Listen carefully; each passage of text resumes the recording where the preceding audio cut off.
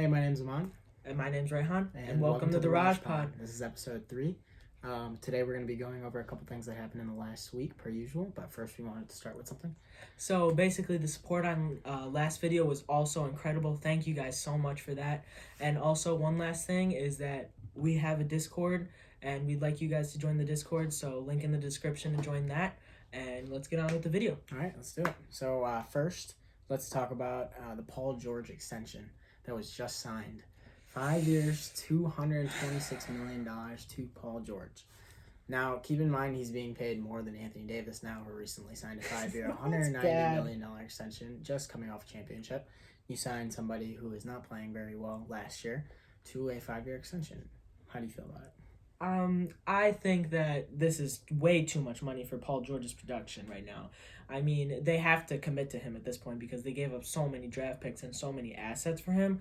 But, 5 years, $226 million, that's a lot of money for him, especially. Mm-hmm. He should be able to prove that, but he hasn't proved that yet in the Clippers. And also, he wants to be a lifer there. I don't see that. I don't see this contract being good. I think this is an L for them. Yeah, I have to agree. Although I think you have to give him the contract, I don't think that it ends up being good contract. I think it's one of those situations like you see in Philadelphia with Tobias Harris. You kind of are forced to give that contract to keep the guy and extend him and keep him happy because you want to keep him. But you do have to overpay to keep somebody in town. So that's kind of an L for them. I don't think he's worth the $226 million. They're going to pay him through the 2026 season. So that doesn't even kick in until next year. So. Playoff P's getting a lot of money for that. Exactly. 2 points. Yeah, so God. I really don't think it was worth it. I also don't think he's going to be a Clipper for life, right? I know he says that. I know Damian Lillard was... making fun of him. Yeah, talking a little bit under... He said, what did he say? Cap a lot? Yeah. Something funny. Yeah, he said something about a cap. So that was pretty funny. Yeah. But I do not think he's a Clipper for life, so... He said that for the Thunder. Yeah. Kyrie said that for the Celtics. It's just something that they say to get the fans happy. Yeah, exactly. So, I don't think he stays there for that long. Moving on, we have the James Harden shenanigans. Yes. This was really interesting, especially since your team does so much over the last couple of years to kind of help you out, put you in the right situation to win. I think your GM heads out, your coach heads out again after this year. Mike D'Antoni heading out. I don't know what he's thinking here. I mean, you see Russell Westbrook even getting traded, right? And you see the character that Russell Westbrook has. And I'm not saying anything about James Harden's character, but I am saying that Russell Westbrook showed up, 2 hours early to the first Wizards practice to just set the tone. That's the kind of stuff leadership you want from a star player. So James Harden kind of clubbing and doing all this and not being there. I get he kind of wants out, but you still have to show up for your team. You know what I mean? Jimmy Butler did the same thing, and even though Jimmy Butler's situation felt different to me, because I like Jimmy Butler more personally, and he wasn't going out clubbing, he was still putting in work, obviously. It's Jimmy Butler. He's going to do that. He works hard for everything. But just, you got to be a leader on this team. You were traded to this team to be the star. You have to act like the star. You have to act like the leader on this team, and he's just not doing that going to the club. Yeah, I couldn't agree more. And especially with these guys, I mean, they're looking good. We'll talk about it later, but these guys are looking good, so you think he'd want to be there. And he did show up, but he still wants out, so... the places he's looking at, let's go over it. So he's looking at a couple places. You got Milwaukee, right? I don't think you have the trade assets to get him there. I don't like him there. So these are all difficult situations, by the way. None of these seem very fathomable at the moment, just because of the trade package that the Rockets are looking for. And the contract. Yeah. But, so you're looking at Milwaukee. You don't necessarily have the trade assets, I don't think, to get James Harden in Milwaukee. So I think that's kind of off the table. Yeah. You have the Sixers, right, who don't want to give up Ben Simmons. And it was reported today that the Houston Rockets were looking for Ben Simmons and 3 first-round picks. That's the dumbest thing I've ever heard. I wouldn't do a straight-up trade. I wouldn't. Yeah. Because you have another 10 years of Ben Simmons, who is going to be, if he can develop a jump shot, he will be one of the best players in the NBA, right? Yes. If not, he is. If not, he's already right? Really good. So I think that doesn't happen. I don't think he goes to Philly unless it's for a couple of the younger players who I don't think Houston would want, right? Yeah. Or first-round picks. I think it's more reasonable than a bunch of the other places, but I don't see it happening.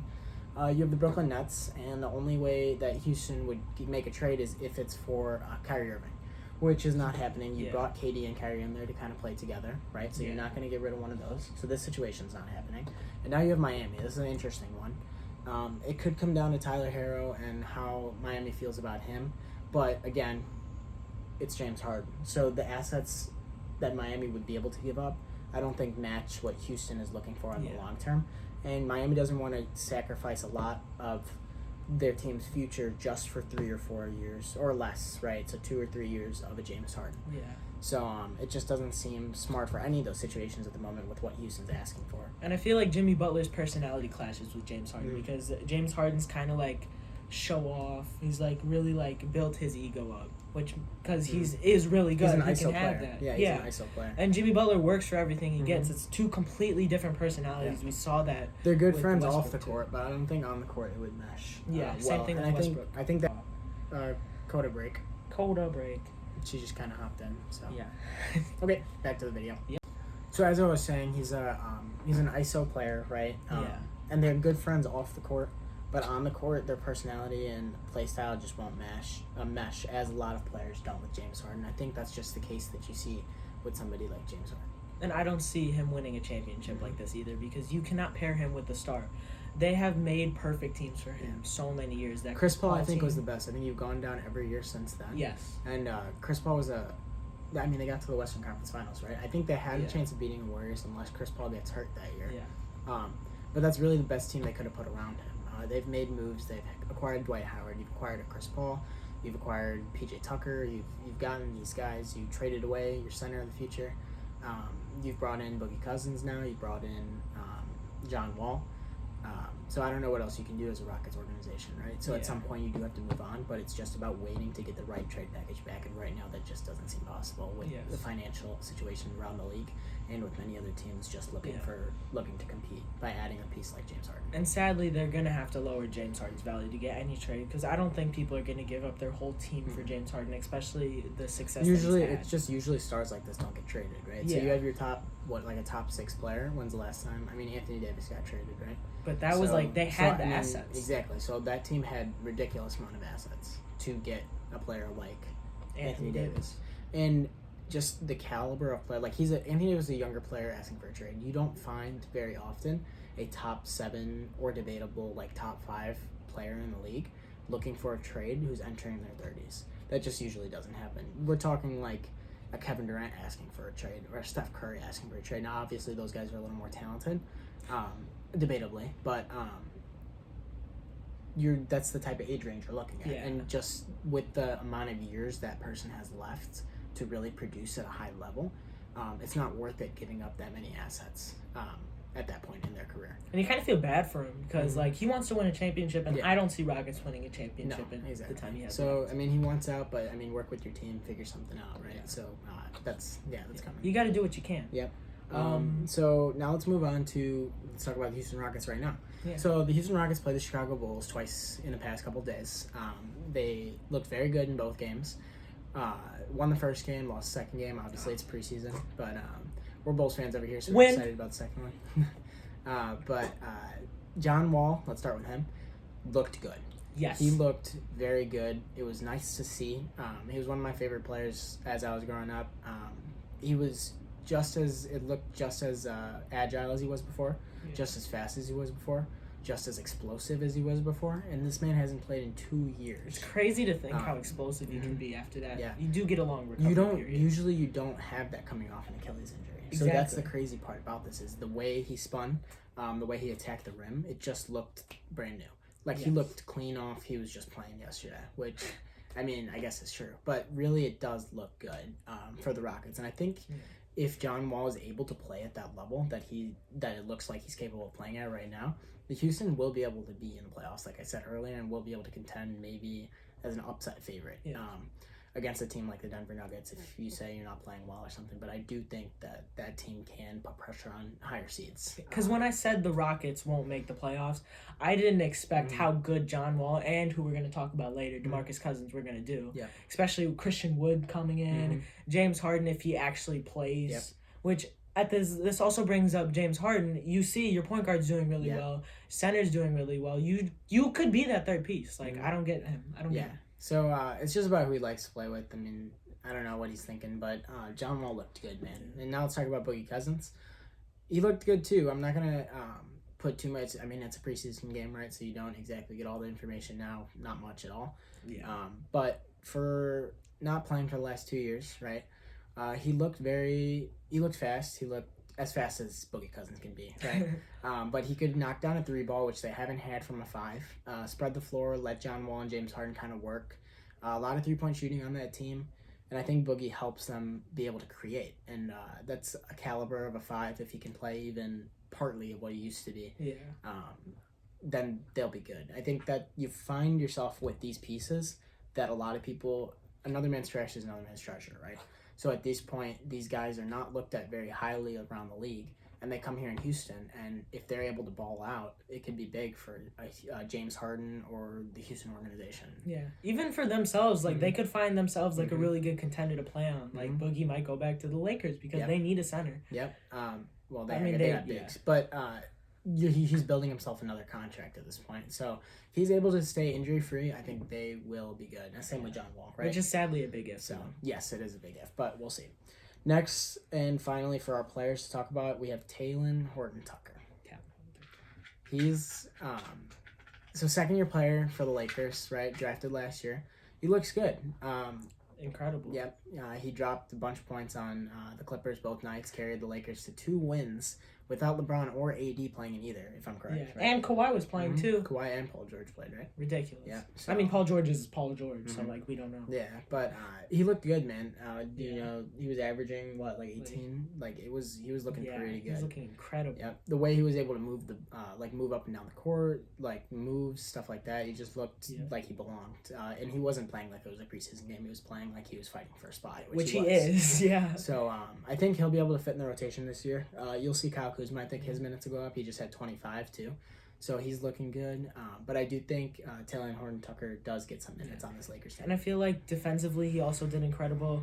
And without LeBron and Anthony Davis, somebody has to step up. And Talen Horton-Tucker was able to do that. And it's kind of inspiring to be. Because like you have somebody that doesn't normally didn't get a shot.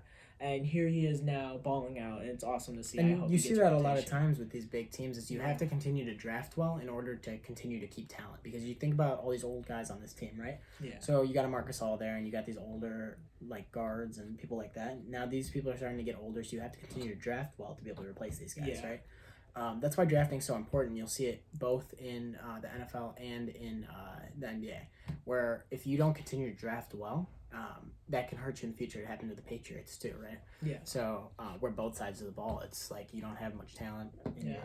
Tom Brady was the team. Exactly. But you just see that drafting is huge, and if the Lakers are able to capitalize off late round draft picks, which a lot of teams aren't able to do, it's hard to find talent later. Yeah. Then this will be big for them. And let's say this guy turns out to be a decent 3-and-D wing, I think you took a win there, right? Yeah. So it's very interesting, and we'll see how it goes. They just need to keep stacking because they've already got a stacked team. Come on. Yeah, exactly. So keep getting better, right? Yeah. So, okay, so for final, we're going to hit our final segment now. We're going to talk about which rookie looked the best.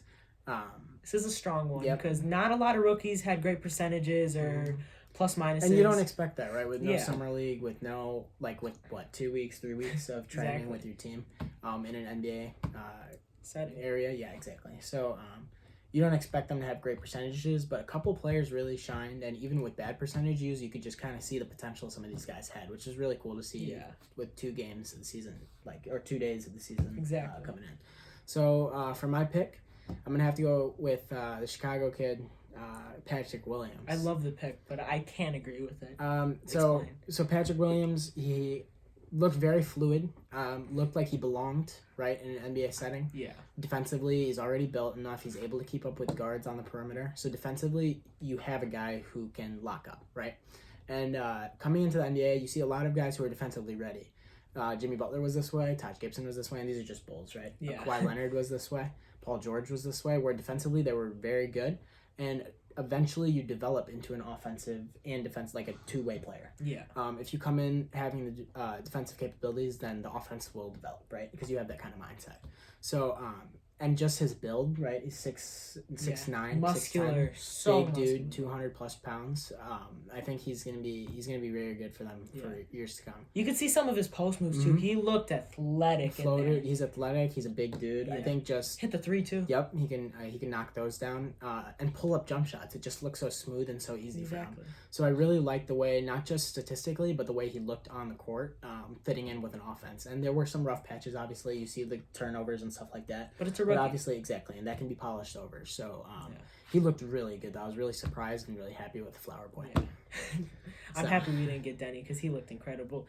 I'm going to talk about, even though I would like to say Patrick Williams is the best, Isaac Okoro did incredible. You could tell he was confident as hell on the court. And he had that game winner and won. He just looked athletic. He's fast, great. He just fit in with that Cavs team so well, and it looked like he was having fun out there too. So you just want to see that confident build in him, especially because he wasn't one of those top 3 picks, which we talked about before was like the main thing. Like you had LaMelo, Anthony Edwards, and James Wiseman. Those were guaranteed to go top 3. Exactly. Even though we want LaMelo, even though I don't want him anymore because Patrick Williams was really good, but Isaac Okoro did incredible, and I think he deserves credit for that. So no, he looked good, and he got into it with a veteran today actually, Jakar Sampson. They got into a little bit, and you like seeing that from a rookie. Just that intensity, even a preseason game, right? So that just want to win is there, and that can be very big in some of these guys. So that can motivate some of the people that weren't competitive. Like Drummond's probably not expecting a championship, even though he's the GOAT. And then they're having fun in Cleveland, man. I've seen the TikToks. Andre Drummond is 2-0. doing his thing. Yeah, 2-0 preseason. But these rookies look good. Other rookies that look good were LaMelo Ball. Just ball court vision-wise, you see a lot of GMs talking about it anonymously, obviously. But there were comments about his just playmaking ability and his ability to move the ball across the floor. It's incredible. Disappointingly, at 19 years old, to be able to move the ball around like that and just find people here and there is amazing. And the shot will develop. He did hit a 3 today. That was his first bucket. 2 for 3 from 3 today.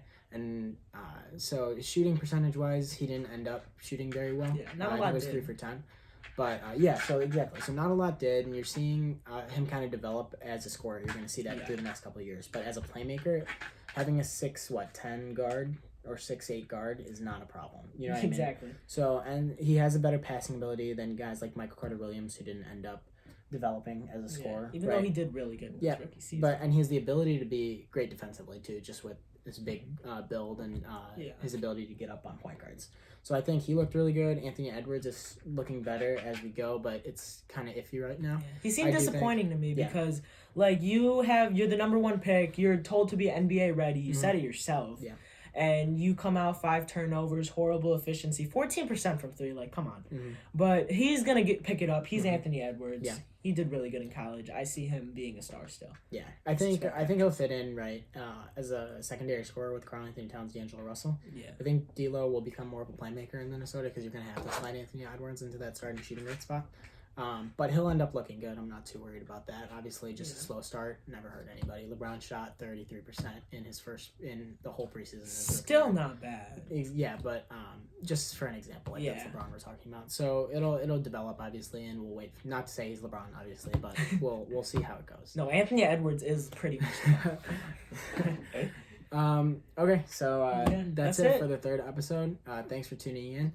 Other socials will be coming out soon, so we'll have a Twitter, Instagram, all that good stuff. Join the Discord, link will be in the description. And other than that, that's it for today. So see you guys. Thanks for watching. Right off the map, when I hit him with this whole 100 round.